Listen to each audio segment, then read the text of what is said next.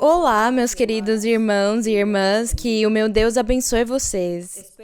Espero que todos vocês estejam reunidos nas suas casas, nas suas moradias, com as suas famílias, que estejam lendo a Bíblia, que estejam orando ao Senhor, pedindo a Deus misericórdia, porque os dias são muito difíceis.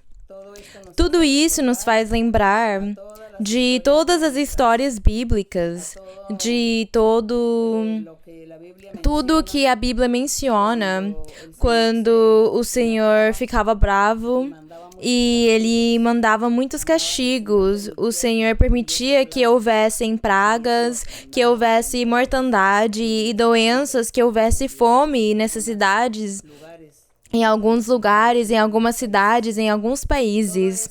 Tudo isso nós lemos na Bíblia e às vezes não percebemos e não sentimos nada, lemos como se fosse uma história, achando que isso já passou e que isso não vai voltar a acontecer. Mas o que estamos nós vivendo agora nos faz lembrar dessas passagens da Bíblia, onde nós vemos esse Deus forte, um Deus de amor, mas também um Deus forte que está bravo e cansado também por tanto pecado, por tanta maldade no mundo. Nós aqui vamos continuar orando, vamos continuar lendo a Bíblia e confiando em nosso Deus. Não esqueçam-se que há um salmo que diz que aqueles que confiam em Deus são como um monte de Sião, como um monte que não se mexe, mas que permanece para sempre. Assim, nós devemos confiar em nosso Deus, mas também orar e clamar ao Senhor, porque são muitas as pessoas que vão sofrer, as pessoas que estão sofrendo já as necessidades, as crianças, os idosos, todas as pessoas que estão sofrendo já necessidades econômicas, que não têm o que comer, porque há muitas pessoas que vivem do dia a dia. Então, nós vamos pedir ao nosso Deus que Ele tenha misericórdia e que Ele faça curto todos esses dias de castigo, vamos dizer assim, de provas difíceis. Bem, e hoje vamos estar fazendo uma meditação aqui em João, no Evangelho de João, no capítulo 4. Quando o Senhor Jesus Cristo, Ele se encontrou com a mulher samaritana, nós vamos estar lendo e meditando para alegrar o nosso coração, para ouvir as promessas que o Senhor fez para a samaritana. E ficamos mais alegres, porque desse jeito confiamos que o Senhor, assim como Ele falou com ela, fala conosco, assim como Ele consolou ela e fez promessas formosas para ela, a nós, Deus também vai nos consolar e vai nos fazer promessas formosas. Então vamos começar a nossa leitura que diz: quando o Senhor soube que os fariseus tinham ouvido dizer que Jesus fazia e batizava mais discípulos do que João, ainda que Jesus mesmo não batizasse mais seus discípulos, deixou a Judeia e foi outra vez para a Galileia. Tinha de passar por Samaria. Foi, pois, a uma cidade de Samaria, chamada Sicar, junto da propriedade que Jacó tinha dado ao seu filho José. E estava ali o poço de Jacó. Lá, esse poço era onde as pessoas tiravam água para conseguir beber e também para dar para os seus animais. E diz, Jesus então, cansado da viagem, assentou-se assim junto ao poço. Era quase meio-dia. Na Bíblia em espanhol fala a hora sexta, que é o meio-dia. Veio uma mulher de Samaria tirar água. Jesus disse-lhe, dá-me de beber. Porque seus discípulos foram à cidade comprar comida. Então disse-lhe a mulher samaritana, como, sendo tu judeu, pedes de beber a mim, que sou uma mulher samaritana? Porque os judeus e samaritanos não se comunicam entre si. Nós, segundo a história, lemos que na antiguidade, na época dos reis, o povo de Israel foi dividido em dois reinos, que eram o reino de Israel, com as 10 tribos, e a tribo de Judá, que Deus nomeou um rei para a tribo de Judá, cuja capital era Jerusalém. E as outras 10 tribos restantes, então se chamavam Israel, e então Deus também nomeou um rei para Israel, para essas 10 tribos. E desde aquela época começou a guerra entre essas tribos, quer dizer, entre os israelitas e judeus, os da tribo de Judá. Começou uma guerra entre eles, de tal forma que eles se dividiram. Ou Deus, melhor, espalhou o povo de Israel, como que o Senhor rejeitou eles, e o Senhor preferiu a tribo de Judá, cuja capital era Jerusalém. Esta cidade, então, era a cidade preferida do Senhor. E é por isso que desde aquela época até quando o Senhor Jesus Cristo já está se manifestando, nós vemos que os samaritanos e os judeus, eles não falavam entre eles. É por isso que a mulher disse para o Senhor Jesus, disse para ele, mas tu sendo judeu, como falas comigo? Por que falas comigo? Se eu sou a tua inimiga, basicamente eles eram inimigos, os samaritanos com os judeus. Mas Jesus, no verso 10, como o bom pastor que queria recolher as suas ovelhas, disse-lhe, se tu conhecesses o dom de Deus, e quem é o que te diz, dá-me de beber, tu lhe pedirias e ele te daria água viva. Disse-lhe a mulher, Senhor, tu não tens com o que atirar, e o poço é fundo. Onde, pois, tens a água viva? Acaso tu és maior do que nosso pai Jacó, que nos deu o poço, do qual ele próprio bebeu, seus filhos e seu gado?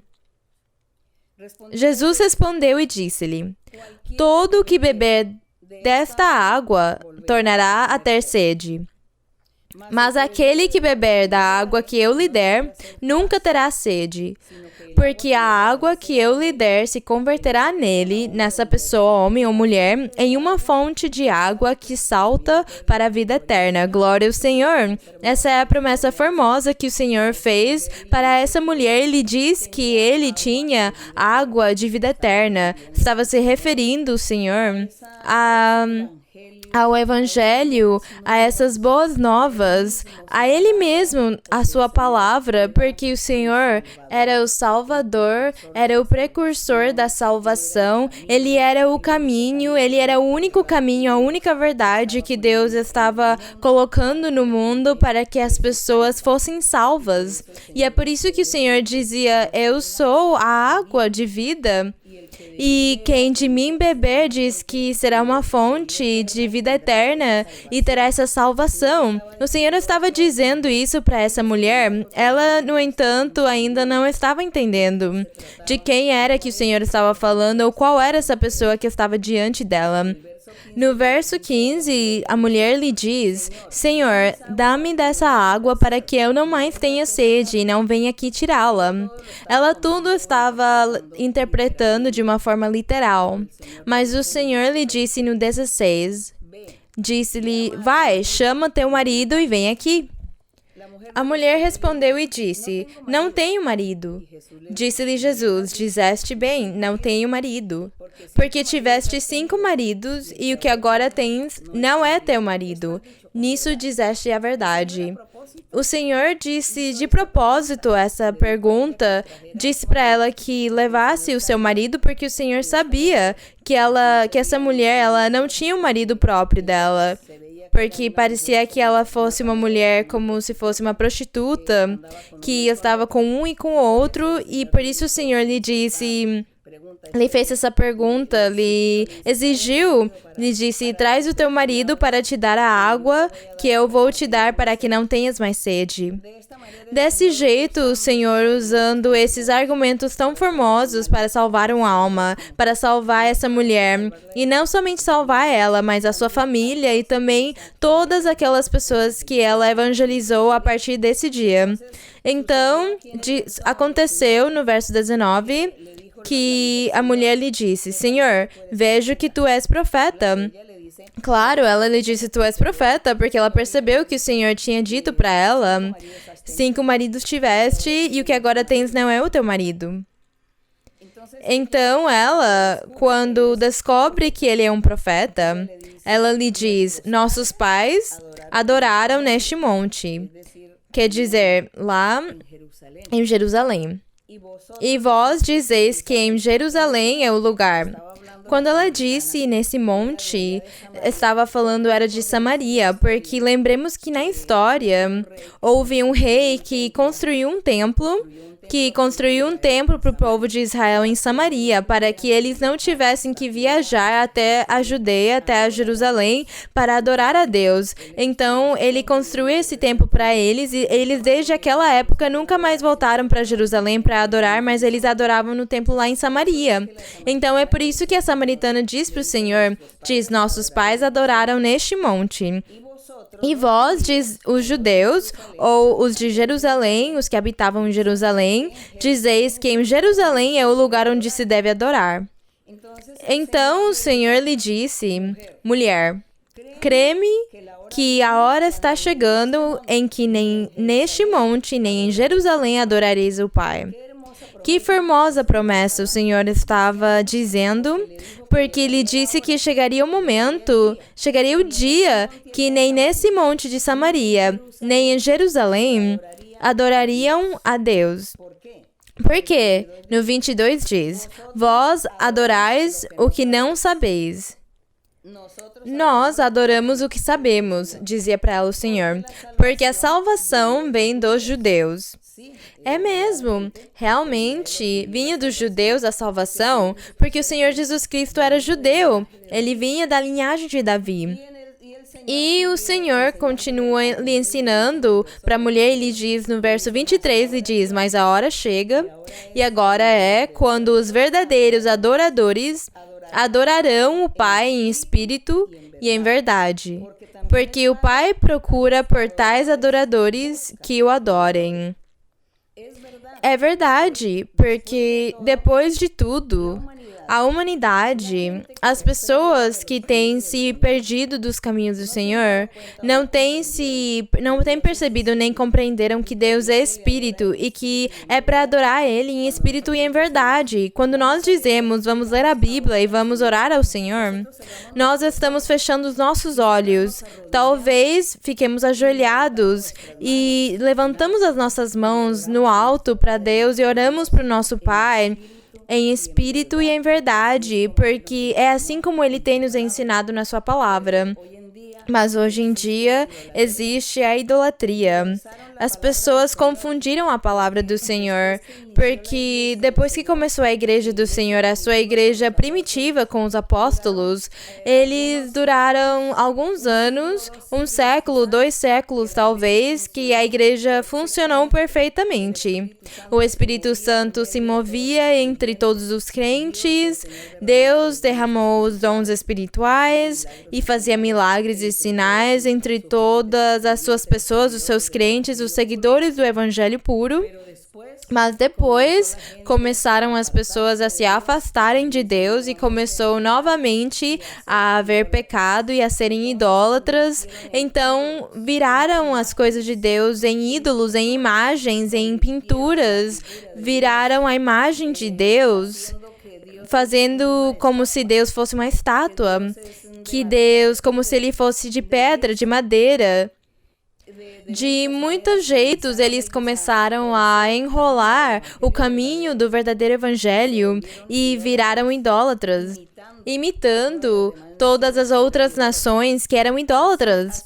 Assim aconteceu no restante da humanidade, e aqui o Senhor Jesus Cristo estava dizendo para essa mulher samaritana, disse, Deus é Espírito, no 24 ele diz, Deus é Espírito, aos que o adoram, é necessário que o adorem em espírito e em verdade. Não há que se ajoelhar perante uma estátua, perante uma imagem, diante de uma pintura, porque isso é abominação, isso é uma ofensa para Deus, isso é um grave pecado diante de Deus. Isso se chama idolatria. E as pessoas dizem, não, mas aqui como é o santo tal e a santa tal, eles lhe dão nomes aos santos e às santas para essas estátuas, para essas figuras, essas imagens, e começam a rezar, a orar e a confiar nesses ídolos e nesses deuses que não se mexem, que não têm respiração, que não falam e que não ouvem. Então, é por isso que quando lemos os Salmos lá, nós achamos quando Deus nos ensina a respeito da idolatria, porque Deus é Espírito. E aqui Deus estava dizendo para a samaritana, vai chegar a hora, vai chegar o dia em que os verdadeiros adoradores adorarão o Pai em espírito e em verdade. É assim que precisa se adorar. Deus é Espírito. Então a humanidade se corrompeu. É por isso que a igreja primitiva acabou se perdendo. A igreja primitiva sumiu. Sumiu tudo e já o Senhor não voltou a se manifestar. O Espírito Santo já não voltou a se manifestar porque as pessoas se corromperam, se encheram de ambições, de cobiças, de invejas. Cada um queria o seu próprio bem-estar, o seu próprio benefício. Cada um buscava lugares, posições altas, títulos, níveis. Tudo isso foi que as pessoas começaram a buscar. E como eles se afastaram de Deus, Deus também se afastou e o Espírito Santo se afastou de todas as pessoas. Mas agradecemos ao nosso Deus que hoje em dia nós estamos desfrutando novamente dessas experiências que os primitivos viveram. Porque hoje nós estamos desfrutando da presença do Espírito Santo, estamos desfrutando de um Deus vivo, de um Deus verdadeiro, um Deus ao qual se adora em espírito e em verdade. E nós estamos adorando Ele em espírito e em verdade. É por isso que temos que nos sentirmos orgulhosos e temos esse Deus e estamos confiando nele. E confiamos que Ele vai nos guardar e vai nos proteger de todos esses dias ruins. Mas nós temos mesmo que orar e pedir ao Senhor pelas pessoas que sofrem, por todos aqueles que estão sofrendo, por aqueles que não conhecem ao Senhor e estão sofrendo. Vamos orar e peçamos a Deus por eles. Aqui no verso 25, a samaritana diz ao Senhor, lhe diz, eu sei que o Messias chamado Cristo virá, quando Ele vier anunciar-nos a tudo. Jesus disse-lhe, eu sou o que está falando contigo. Então aquela mulher estava na ignorância, estava esperando um Salvador, um Messias, e o Senhor estava lá com ela. Mas agradecemos ao nosso Deus, agradecemos ao Senhor Jesus Cristo, que Ele na sua manifestação nos deixou o Espírito Santo. Ele abençoou essa mulher samaritana, salvou ela, e do mesmo jeito o Senhor falou com os seus discípulos e com os seus seguidores naquela época, que Ele estaria deixando o Espírito Santo para que estivesse conosco, com aqueles que amam a Deus, com aqueles que adoram a Deus em espírito e em verdade, e que o Espírito Santo estaria com todos para sempre. É por isso que nós acreditamos nessa palavra viva, nós acreditamos na Bíblia, lemos a Bíblia e não há outro livro. Nós acreditamos num Deus em espírito e em verdade, não há outro. Então, o convite é para acreditar num Deus em espírito e em verdade, fechar os nossos olhos e orar e clamar a esse Deus, ao Senhor, aquele Rei, ao Criador dos céus e da terra, ao Criador do universo. Então a honra e a glória sejam para o nosso Deus.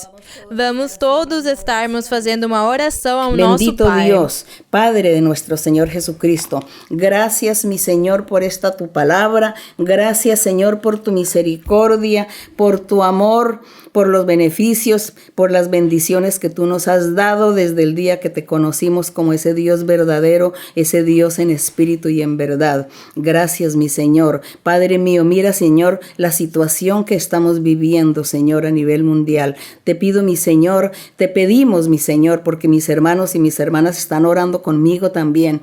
Te pedimos Señor que tú extiendas tu mano poderosa, que tú cortes todas estas plagas, quita todas estas pestes, reprende estos espíritus inmundos, estos virus, échalos fuera, repréndelos Señor, porque tú eres poder, tu misericordia es para siempre. Confiamos en ti mi Señor, en tu misericordia y tu amor. Gracias Padre, en el nombre glorioso de Cristo Jesús, tu Hijo amado. Gloria a tu nombre, glória ao Senhor.